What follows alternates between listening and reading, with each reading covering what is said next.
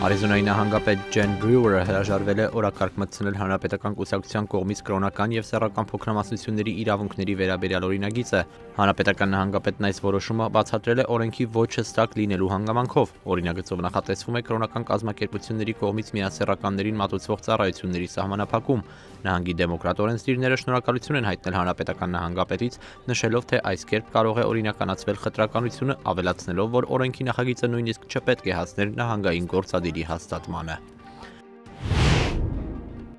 Շվեյցարիայի երկրորդ ամենամեծ բանկի կառավարիչները բացատրություններով են հանդես եկել ԱՄՆ-ի սենատում։ Credit Suisse բանկը մինչ այս ԱՄՆ-ին էր հանձնել այդ ֆինանսական կառույցում պահվող միայն 238 ամերիկացիների գաղտնի հաշիվների վերաբերյալ տեղեկատվություն, ինչը ԱՄՆ-ի քաղաքացիներին պատկանող հաշվեհամարների ընդամենը 1%-ն է կազմում։ Խնդրով զբաղվող ԱՄՆ-ի սենատի հատուկ հանձնաժողովի պնդմամբ Credit Suisse բանկում 22,000 ամերիկացիների չհայտարարագրված ավելի քան $10 միլիարդ հասնող գումար է պահվում։ Բանկի ներկայացուցիչները հրաժարվում են ամերիկյան կողմին փոխանցել տեղեկատվությունը, հենվելով Շվեյցարիայում գործող բանկային գաղտնիության մասին օրենքի վրա։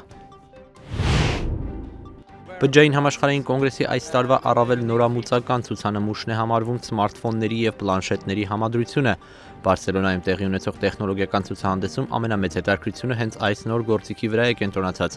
Ամերիկյան տեխնոլոգիական Gartner կենտրոնի համաձայն, եթե մինչ 2013 թվականը սմարթֆոնների շուկայում գերակա դիրքերում էր Apple ընկերության արտադրության iPhone-ը, ապա 2013-ից Samsung-ին հաջողվեց հասնել առավելության իր Galaxy մոդելով, որը պլանշետի և հեռախոսի համակցությունն է։ Ներկայումս, սակայն, այսպես կոչված ֆաբլետների ոլորտում մրցակցությունն աճում է ոլորտում Panasonic, LG, Fujitsu և այլ ընկերությունների կողմից առաջարկվող նորամուծությունների արդյունքում։